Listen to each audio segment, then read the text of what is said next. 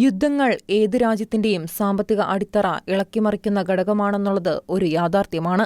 പക്ഷേ ഇസ്രായേലിന്റെ കാര്യത്തിൽ അതിലും വ്യത്യസ്തതയാണ് പറയാനുള്ളത്.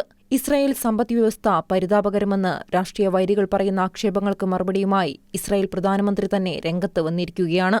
ഇസ്രായേൽ സാമ്പത്തികാവസ്ഥ വളരെ ശക്തമാണ്. ഇതിലെനിക്ക് വലിയ ആത്മവിശ്വാസമുണ്ട്. കൊറോണ പ്രതിസന്ധിയും 2 വർഷത്തെ യുദ്ധവും കടന്നുപോയിട്ടും നമ്മുടെ സമ്പദ്വ്യവസ്ഥ കരുത്തോടെ നിലകൊണ്ടു.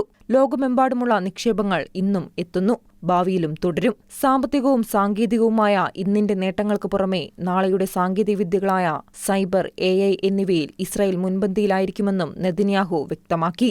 ലോകത്തിലെ നിക്ഷേപകരോട് എന്റെ ആഹ്വാനം ഇതാണ്: ഇസ്രായേലിനൊപ്പം ചേരുക. കാരണം നാം ഉയർച്ചയിലേക്ക് പോകുകയാണ്.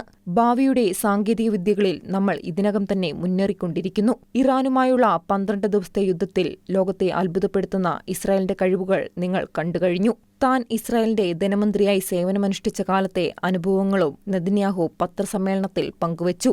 22 വർഷങ്ങൾക്ക് മുൻപ് ഇസ്രായേൽ ചരിത്രത്തിലെ ഏറ്റവും വലിയ സാമ്പത്തിക പ്രതിസന്ധികളിലൊന്നിനിടെ താൻ ധനകാര്യമന്ത്രിയായി ചുമതലയേറ്റു.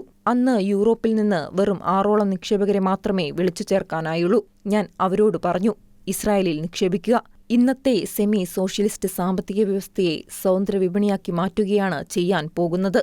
എല്ലാ വിപണി പരിഷ്കാരങ്ങളും നടപ്പിലാക്കും. അവർ ചോദിച്ചു, ഏതിൽ നിക്ഷേപിക്കണം? ഏതിലും. ഇന്ന് നിങ്ങൾ കാണുന്നതെല്ലാം നാളെ കൂടുതൽ വില കൂടും. നിങ്ങൾക്ക് മികച്ച ലാഭം നേടാം. അന്ന് ഇസ്രായേലിന്റെ പ്രതിവ്യക്തി GDP $17,000 ആയിരുന്നു. ഇന്നത് 55,000 കടന്ന് ഉടൻ $60,000 വരെ എത്തും. ഞാൻ മറുപടി നൽകി. പിന്നീട് അതെല്ലാം നിറവേറ്റപ്പെട്ടതായും നെതന്യാഹു ചൂണ്ടിക്കാണിച്ചു. International desk, Shekinah news.